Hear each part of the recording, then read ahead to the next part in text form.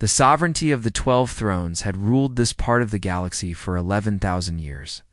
12 powerful species had divided the stars among themselves long ago. They called themselves the Ascended, and they believed they were gods among lesser beings. High Arbiter Velshan sat on his throne made of living crystal aboard the Citadel of Judgment. This massive station was the size of a small moon, and it served as the seat of power for all 12 ruling species. Around Velshan, holographic images of the other 11 overlords flickered like ghosts made of light. Velshan was a Korath, species with 4 eyes and skin like polished stone. He had ruled his dominion for 300 years, and he had grown bored with the endless cycle of meetings and reports. Everything was always the same. The lesser species served. The Ascended ruled. This was the natural order of things. "The tribute worlds have been pacified," said Lord Malachar of the Vex Consortium.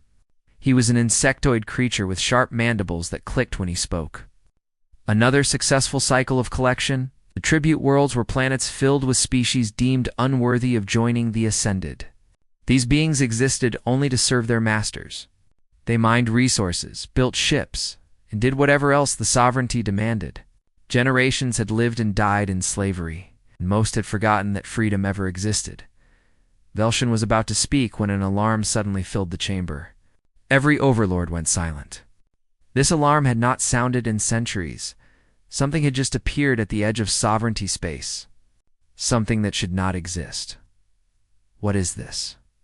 Velshan demanded, rising from his throne. His censor officers scrambled to provide answers. Their faces showed confusion and fear in equal measure. "A single vessel has emerged from fold space in the outer territories." "Impossible," hissed Empress Tura of the Silken Courts. Her body was serpentine, covered in scales that shimmered like jewels. "No unregistered species has fold space technology. We control all advanced civilizations in this region." But the readings did not lie. A ship had appeared where no ship should be. It was alone, but the sensors showed that it was massive. Bigger than any vessel the sovereignty had ever encountered from an unknown species. Then came the message. The ship was broadcasting on all frequencies, in a language that the sovereignty's translation systems had never heard before. It took several minutes for the computers to decode the strange words. When the translation came through, Velshan read it with all 4 of his eyes. "This is the UES Prometheus, representing the United Earth Coalition. We come seeking the species you have enslaved. We are here to take them home." For a long moment, nobody spoke. Then Velshan began to laugh. His laughter echoed through the chamber, and soon the other overlords joined him. The sound of their amusement filled the great hall. Ow. One ship. One unknown species from some forgotten corner of space, making demands of the 12 thrones. "Where did these creatures come from?" asked the Korvax hegemon, his mechanical voice buzzing with amusement. The Korvax had replaced most of their biological parts with machines long ago. "It does not matter," Velshan said, still chuckling. "They are clearly primitive and foolish. They have no idea who they are dealing with. Perhaps they are mad," suggested Lord Malachar. "Only madness could explain such stupidity." Velshan waved his hand dismissively. "Send a fleet. Destroy this vessel and capture any survivors. We will learn where they came from, and then we will add their world to our tribute planets. Perhaps these humans will make useful servants." The orders went out immediately. Fleet Commander the Sorn was given 40 warships and told to handle the situation. 40 vessels, each capable of destroying entire cities from orbit. It was more than enough to deal with one foolish intruder. As the meeting continued, Velshan thought no more about the humans. They were an annoyance, nothing more. In a few hours they would be dead or captured, and the sovereignty would continue as it always had. He could not have been more wrong. Far across sovereignty space, aboard the Prometheus, Captain Elena Vasquez stood on her bridge and watched the alien fleet approaching on her tactical display. She was a woman in her 50s, gray streaking her dark hair and scars on her hands from decades of war around her. Her crew worked at their stations with calm efficiency. They had all seen battle before. Many of them had fought in the Mars Rebellion or the Outer Colony Wars, or the brutal resource conflicts that had nearly destroyed humanity a century ago. "40 ships incoming," her tactical officer reported. "Standard formation." "They are not attempting to communicate," Alina nodded slowly. She had hoped the aliens would listen to reason. She had hoped they would release the slaves without bloodshed, but she had not expected it. In her experience, those who held power rarely gave it up without a fight. "Status of the fleet?" she asked. "All ships reporting ready.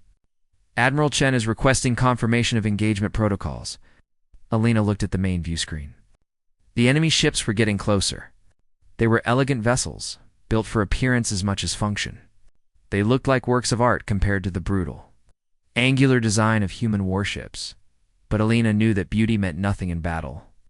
Human ships were ugly because they were built for one purpose only: survival. Every plate of armor, every weapon system, every redundant backup was designed by people who had learned through centuries of war that pretty ships became pretty graves. "Send the confirmation," Alina said. "Weapons free on my mark." She thought about the slaves on those distant worlds. Species that had never known freedom. Children born into chains. Families torn apart to serve alien masters. She thought about human history, about all the times her own species had done the same. Terrible things to each other. Humanity had learned hard lessons over the centuries. They had fought and killed and nearly destroyed themselves. But they had also learned that some things were worth fighting for.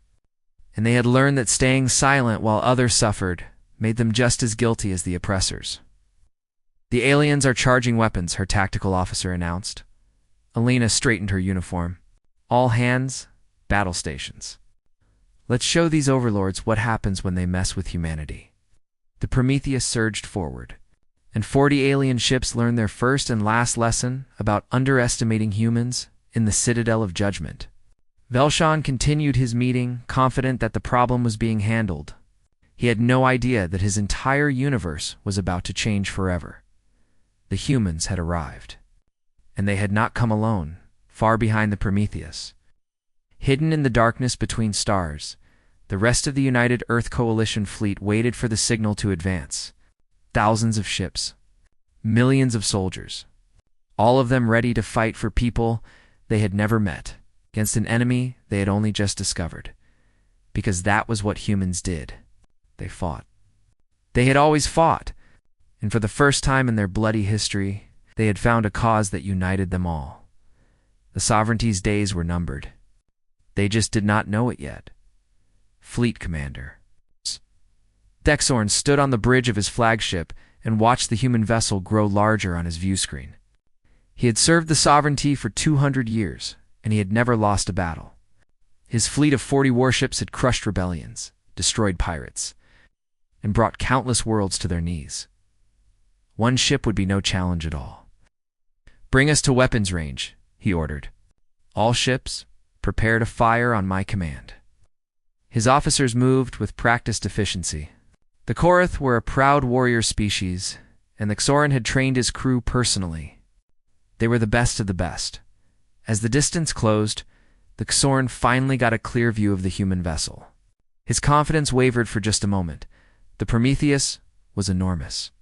It was not beautiful like sovereignty ships, with their flowing lines and elegant curves. This thing looked like a fortress that someone had strapped engines to. Angular armor plates covered every surface. Weapons bristled from every angle. There was nothing decorative about it. Nothing wasted on appearance. It looked like a ship designed by beings who expected to fight everything they met. Like a ship built by creatures who had never known peace. "Commander," his sensor officer said, his voice tight with concern. "I am getting strange readings from the enemy vessel." "Explain." "Their whole composition is unknown to our databases. And their power output?" The officer paused, checking his instruments again. "There must be an error. The readings suggest they are generating energy equivalent to a small star." The Xoran frowned. That was impossible. No ship that size could produce such power. The sensors must be malfunctioning. "Ignore the anomalies," he said. "Continue approach. Prepare to fire." His fleet moved into attack formation, 40 ships against one. The outcome was certain. Then the human ship moved. It did not accelerate slowly like normal vessels. It lunged forward like a predator attacking prey. One moment it was distant, the next it was among them, moving faster than anything that Xoran had ever seen. 3 of his ships were too slow to react. The Prometheus did not fire at them. It simply crashed into them, its reinforced bow tearing through their hulls like they were made of thin paper. The vessels exploded, the crews dying before they even understood what was happening. Then the human ship opened fire. The Xoran had never seen weapons like these. Kinetic projectiles punched through shields that were designed to stop. Energy beams. Missiles that seemed to think for themselves dodged point defense fire and found weak points in armor. And something else, something terrifying. Beams of focused gravity that twisted ships in half like someone wringing water from cloth. Return fire. Xoran screamed. All ships concentrate fire on that vessel. His fleet responded. Hundreds of weapons fired at the Prometheus. Energy beams and plasma bolts and nuclear missiles all struck the human ship. The Prometheus kept coming. Its armor glowed from the impacts, but it did not break. It did not slow down. It simply continued its attack, destroying ship after ship with mechanical precision. Xoran watched in horror as his fleet died around him. Ships that had served the sovereignty for centuries were torn apart in seconds. Crews that had trained their entire lives were killed before they could even understand. What they were fighting, the battle lasted for minutes. 4 minutes to destroy 40 warships. For minutes to end 200 years of this Xoran's perfect record. For minutes to change everything the sovereignty believed about their place in the galaxy. The Xoran's flagship was the last to fall. As his bridge burned around him, as his crew screamed and died, he managed to send one final message to the Citadel of Judgment. They fight like they have nothing to lose, he transmitted, his voice breaking, like they have been fighting forever. What are these things? What are these humans? Then his ship exploded. And Fleet Commander the Xoran became another casualty in humanity's first battle against the sovereignty. On the bridge of the Prometheus, Captain Elena Vasquez surveyed the debris field that had once been an alien fleet. Her ship had taken damage. Several sections were venting atmosphere, and her damage control teams were working hard to seal the breaches. But the Prometheus was still functional. Still deadly? Casualties? She asked. 12 wounded, Captain. No deaths. Elena nodded slowly. 12 wounded against 40 destroyed ships. It was a victory by any measure, but she took no joy in it. Those alien crews had families too. They had lives and hopes and dreams. Now they were dead because their leaders had refused to do the right thing. Send a message to the sovereignty, Elena ordered. Repeat our demands. They have one standard cycle to release the enslaved species, or we will come and take them. Her communications officer complied, broadcasting the message on all frequencies, far away. In the Citadel of Judgment, Velshan received both messages at almost the same time. Xoran's final desperate transmission is the human captain's cold ultimatum. He read them in silence, his 4 eyes wide with shock. Around him, the other overlords were receiving the same information. The chamber that had been filled with laughter just hours ago was now silent with fear. This is impossible, Lord, Malachor said, his mandibles clicking nervously. No primitive species could defeat a sovereignty fleet. The evidence suggests otherwise, Empress Tura replied, her voice cold. 40 ships destroyed in minutes. 1 enemy vessel. 0 enemy casualties. Their weapons, the Korvax hegemon said. We have never seen such technology. Where did they develop it? How did they advance so quickly without our knowledge? Velshan said nothing. He was staring at the tactical data, running the battle through his mind again and again. The human ship had not fought like any vessel he had ever seen. It had been brutal, efficient, and utterly without mercy. It had fought like something that was born from war itself. High Arbiter, one of his advisors, approached carefully. What are your orders? Do we comply with their demands? Velshan looked at the advisor as if he were insane. Comply? Release our slaves because one ship tells us to? We would look weak. The tribute worlds would rebel within a year. And what do we do? Velshan was quiet for a long moment. Then he straightened on his throne, his expression hardening with resolve. And we mobilize the Grand Armada. Every ship we have. If these humans want a war, we will give them a war they will never forget. The orders went out across sovereignty space. Every fleet was recalled. Every reserve was activated. Every weapon was prepared. The largest military force in 11,000 years was being assembled. But Velshan did not know what he was truly facing. He did not know that the Prometheus was just the beginning. Just one ship from a civilization that had spent 3 centuries learning how to fight. He did not know that behind that single vessel waited thousands more. Crewed by humans who had been born in war and raised in conflict, he did not know that he had just made the worst mistake of his very long life. And somewhere in the darkness between stars, Admiral Chen received Captain Vasquez's after-action report and smiled grimly. The first battle was won. The aliens had been given their chance to surrender peacefully. Now the real war would begin. Signal the fleet, Admiral Chen ordered. Prepare to advance. It's time to show the galaxy what humanity can do when we fight together instead of against each other. The United Earth Coalition fleet began to move, and the Sovereignty's nightmare was only just beginning. Emergency meetings of all 12 overlords were rare events. The last one had been 300 years ago, when a plague threatened to spread across multiple worlds. This was only the second one in living memory. The Citadel of Judgment was filled with tension as the 12 rulers of the Sovereignty gathered. Some attended in person, their ships docked at the massive station. Others appeared as holograms, too far away to travel quickly but too important to be absent. Velshan called the meeting to order, but he barely had control of the chamber. Everyone was talking at once, their voices mixing into chaos. "We must respond with overwhelming force," Lord Malachar insisted, his insectoid body twitching with agitation. "Mobilize the Grand Armada. Send every ship we have. Show these humans what happens when primitives challenge the Ascended, and what if the Grand Armada fails?" Empress Tyra's voice cut through the noise like a blade. "What if they fall as easily as the Exoran's fleet? We would be defenseless. Every tribute world would see our weakness and rebel." "It will not fail," Malachar replied. "The Grand Armada has never been defeated. We have 10,000 ships. What can one species do against such numbers?"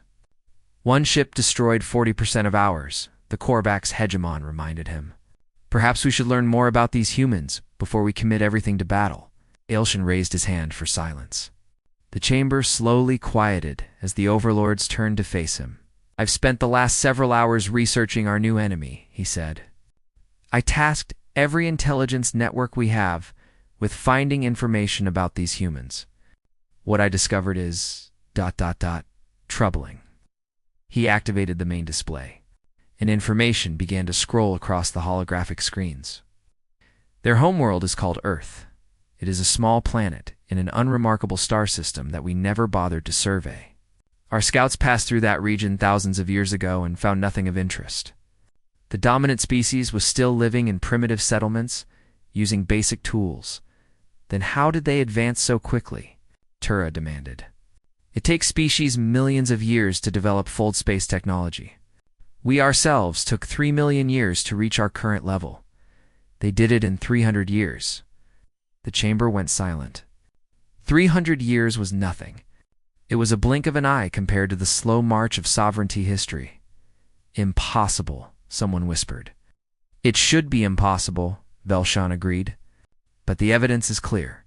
These humans achieved spaceflight approximately 300 of their years ago. Since then, they have advanced at a rate we have never seen in any species anywhere in the galaxy." "How?" the Korvax hegemon asked. "What drove them to develop so quickly?" Velshan's expression darkened. "War." He changed the display, showing images and recordings that his intelligence networks had gathered. The overlords watched in growing horror as human history unfolded before them. "They have spent those 300 years fighting each other," Velshan explained. "Not occasional conflicts like civilized species. Constant war. Endless violence. They fight over resources, over territory, over ideas, over things they cannot even properly define." The display showed human armies clashing across battlefields. It showed cities burning under nuclear fire. It showed space stations being destroyed and colonies being invaded. War after war after war, an unbroken chain of violence stretching back through their entire history. They did not develop fold space technology through peaceful research, Velshan continued. They developed it because one faction needed to strike another faction before they could be struck first. Every advancement they have made, every weapon, every ship, every piece of technology has been driven by the need to kill each other more efficiently. Lord Malaker's mandibles had stopped clicking. His compound eyes were fixed on the display with something that looked almost like fear. The ship that destroyed our fleet, Empress Tura said slowly, her voice barely above a whisper, was not designed to fight us. It was designed to fight other humans. Yes, Velshan nodded. And there are more of them.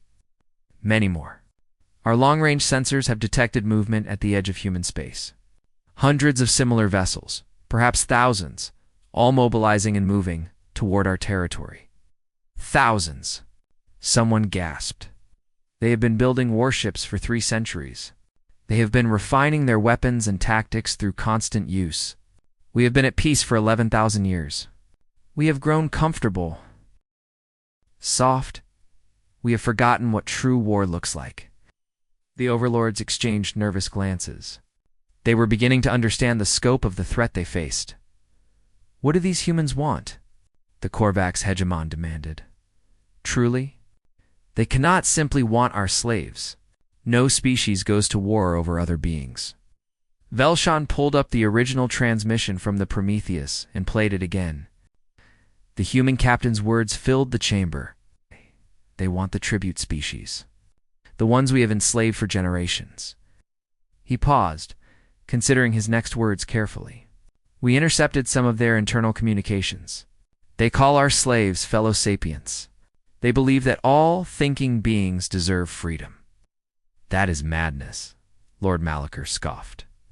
The tribute species exist to serve. That is their purpose. That is the natural order. The humans do not agree. And they are angry about how we have treated our slaves. Very angry.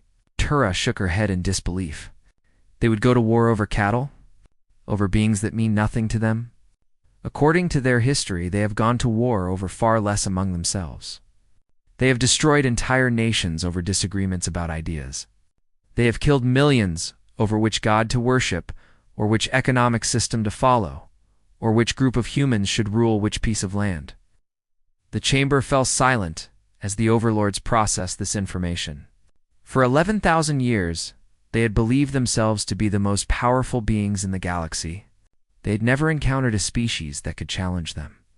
Now they were facing something they had never imagined. A species forged in constant violence. A species that had spent its entire existence learning how to fight. A species that had survived by being more ruthless, more determined, and more adaptable than any enemy they faced. And worst of all, a species that had finally found something to unite them. For the first time in human history, all their factions, all their nations, their competing powers had come together for a single purpose. They were going to free the slaves of the sovereignty, and nothing in the galaxy was going to stop them. What do we do? Someone asked, their voice small and afraid. Velshan looked at his fellow overlords. These beings who had called themselves gods for so long. He saw fear in their eyes for the first time in centuries. We fight, he said. We have no other choice. We fight with everything we have, and we pray to whatever powers exist that it will be enough. But deep in his heart, Velsion was no longer certain that it would be. The humans were coming. And they brought with them 300 years of perfected violence. The sovereignty had never faced anything like this. And Velshan was beginning to fear that they never would again. The deadline passed. The sovereignty did not comply with the human demands. They believed that their grand armada would crush the invaders. They believed that 10,000 ships could defeat any enemy. They were wrong. The humans came with a fleet that covered the stars. Dreadnoughts larger than cities. Carriers that launched thousands of smaller fighters. Destroyers that moved like predators through the void. The United Earth Coalition had mobilized everything they had, and everything they had was terrifying. Admiral Chen stood on the bridge of his flagship. The Beijingan watched the enemy formation on his tactical display, 10,000 sovereignty ships arranged in perfect defensive patterns around the Citadel of Judgment. It was an impressive sight, but Chen had seen impressive enemies before. He had fought in the Mars Rebellion when he was young. He had commanded fleets during the Outer Colony Wars. He had survived the Resource, conflicts that nearly ended human civilization. Compared to fighting other humans, these aliens seemed almost simple. "Signal all fleet commanders," Chen ordered. "Begin Operation Liberation. Weapons free." Across the void, thousands of human ships surged forward. On the Prometheus, Captain Alina Vasquez watched the battle begin. Her ship had been repaired and refitted after the first engagement. Now it led the Third Fleet toward the enemy's left flank, cutting through space like a blade. "Enemy ships engaging," her tactical officer reported.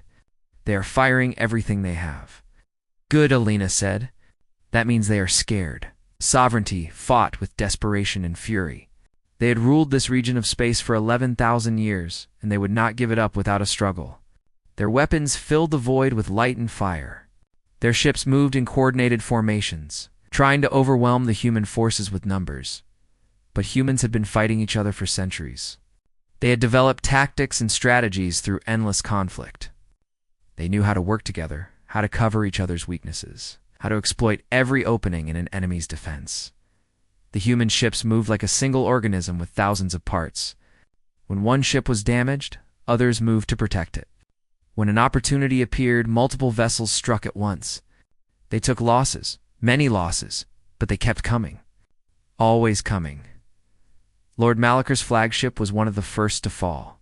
The insectoid overlord had positioned himself at the front of the formation, eager to prove his courage. Human missiles found his ship within the first hour of battle. His last transmission was a scream of denial as his bridge exploded around him. Empress Tara tried to flee when she saw how the battle was going. Her ship was fast, designed for quick escapes. But human destroyers were faster. They ran her down at the edge of the system and tore her vessel apart piece by piece. The Korvax hegemon lasted longer than most. His mechanical body did not feel fear the way organic beings did. He fought coldly and efficiently, directing his fleet with precise calculations. But mathematics could not save him. When the human fleet finally surrounded his position, he transmitted one final message. "You have won this battle," he said. "But you will never hold this space. The galaxy is vast, and you are one species among thousands." Then his ship exploded, and the Korvax hegemon was no more. One by one, the overlords fell. Some died fighting. Some tried to surrender and were captured. A few managed to escape, fleeing toward the galactic rim in hope of surviving to fight another day. Through it all, the Citadel of Judgment remained. Velshan watched from his throne as his empire crumbled around him. The other overlords were dead or gone.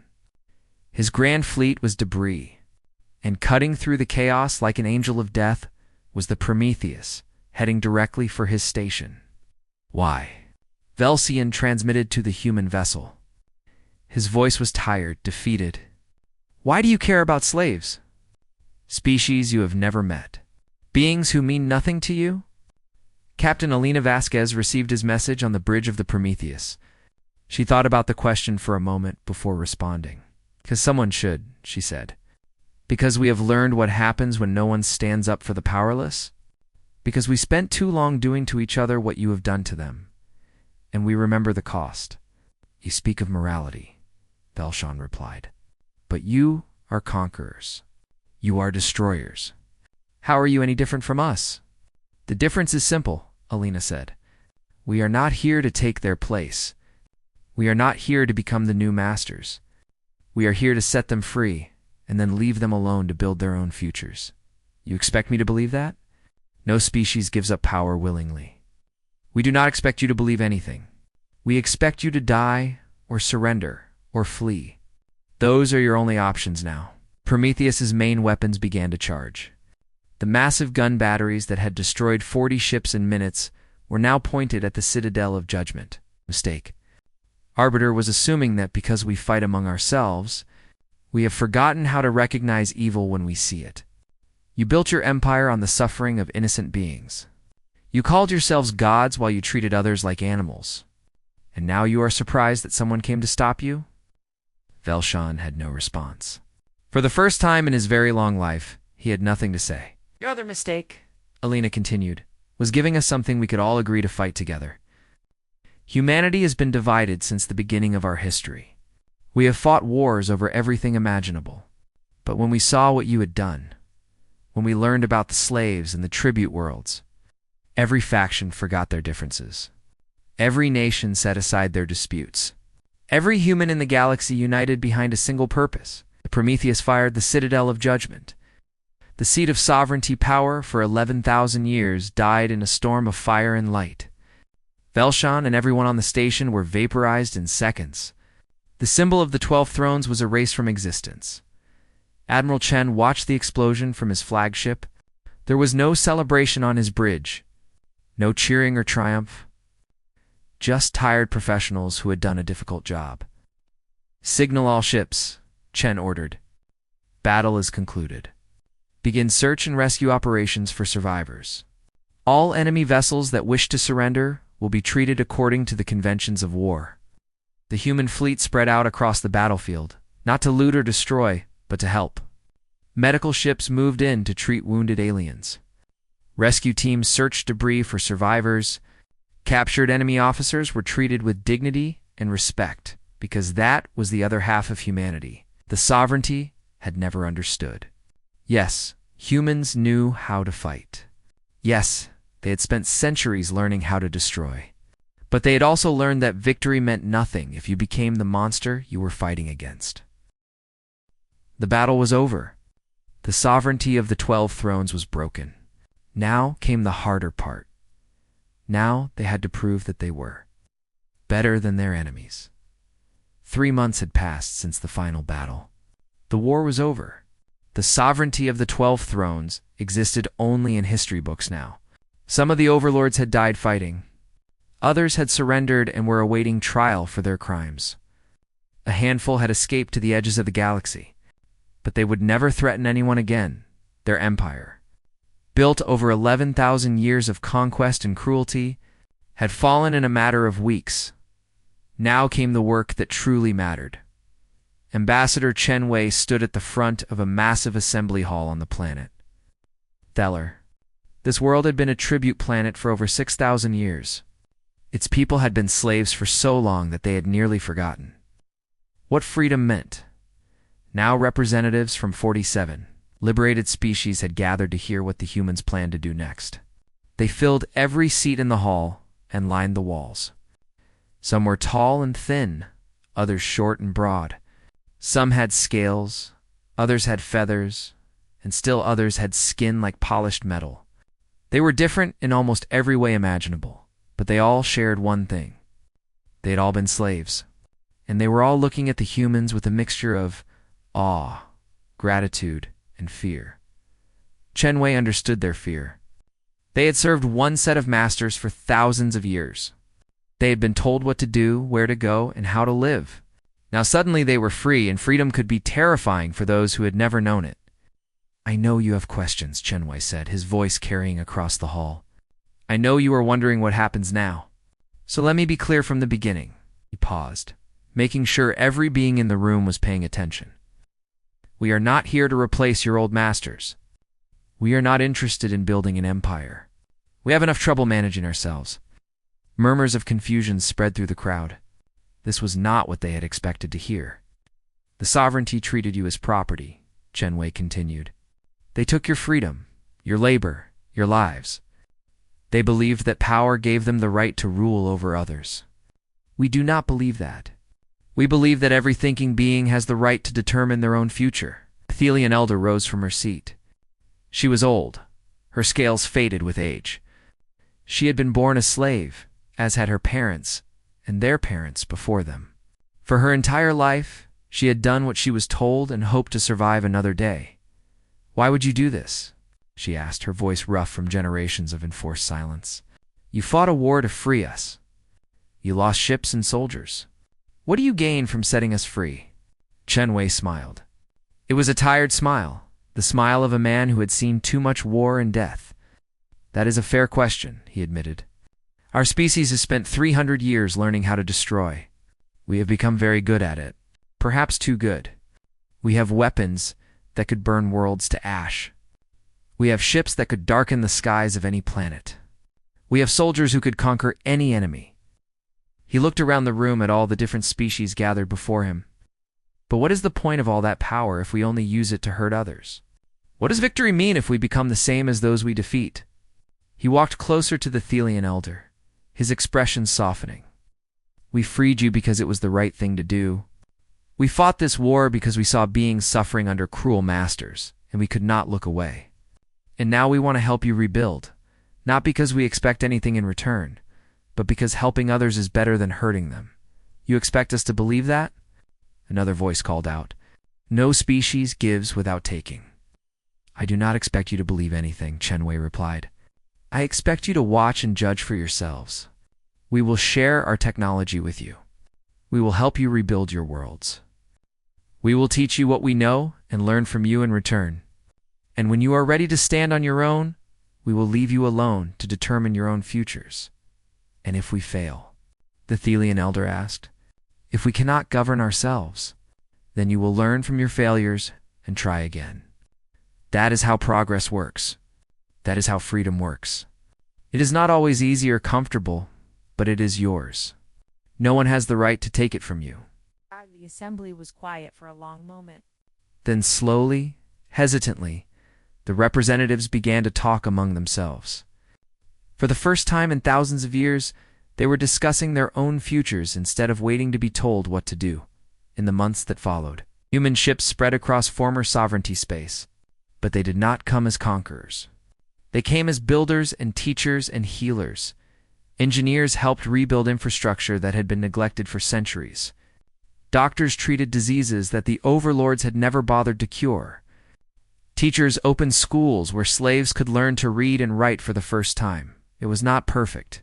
Humans still argued among themselves about the best way to help. Old rivalries flared up occasionally, and there were disputes about resources and priorities.